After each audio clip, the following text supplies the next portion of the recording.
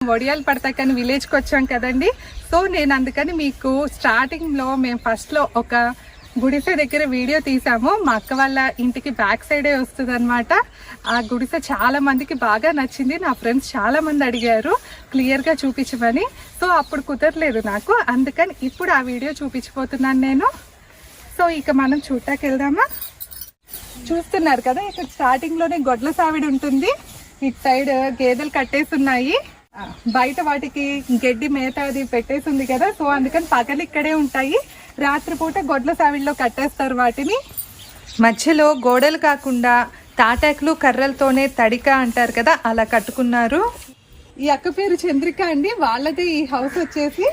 అక్క ఇక్కడ ఏమేమి చెట్ల పాదులు ఉన్నాయో ఒకసారి చెప్పవా? కాకరకాయ. కాకరకాయ. ఓ అబ్బా చక్కగా చూసారా ఎంత లేతకున్నాయి.